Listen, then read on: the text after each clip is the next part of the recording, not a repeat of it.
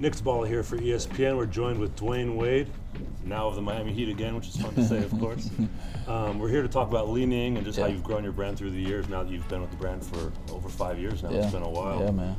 Just going back to 2012, let's kind of reflect on that very first event in Beijing where you announced you were signing.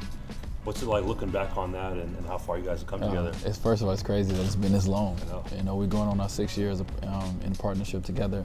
But what I remember most about that moment is looking out to the crowd and just thinking like, whoa, this is big. It's kind of, you think you know what you're signing up for and you think you know the vision, what you have, but looking around, you're like, this can be something special. But understanding that it's going to be, it's going to take steps to get to where you ultimately want to go. But now looking back 5.5 to 6 years later, I'm very happy with how we progressed. And at this point, I think we're doing a good job as a brand of staying true to who we are, making sure we are evolved, making sure we understand what's going on in the culture, in the world, being able to be a part of that at the same time, but stick to our core as a brand. When we talked back in 2012, the biggest factor for you that you said was launching your own logo and also kind of seeing how your brand can grow globally. What are some specific things you've seen in those last 5 years that have shown you how it can grow? Yeah, it's like going back to the beginning, you just never know.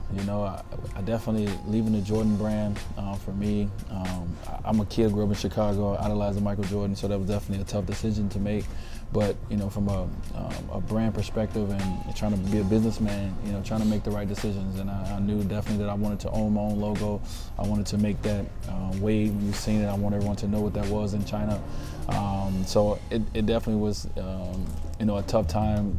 When I left, when we talked about it, I was excited, but at the same time I was a little nervous about what I was getting into. But here we are. We're sitting here now in the Wade logo and the Wade brand. Is known in China. We have over 10 stores in China of Wade stores, and I never imagined having a Wade store. So it's cool to be able to go there and kind of see where your vision has went and where it is, and then sitting down with Ning and talking about where we want to go. So it's very cool. The Wade brand's on the court always been associated with the Miami Heat, and of course crazy news last couple of weeks when you went back. What was it like just that first game back in Miami, checking in against the Bucks and just kind of soaking it all in, stepping back on the court? It was crazy, man.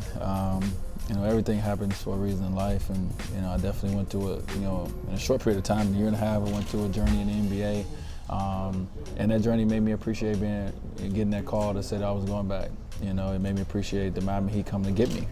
As well. So I'm a happy man, as I sit here. My kids are happy, my wife is happy, my family is happy from that standpoint.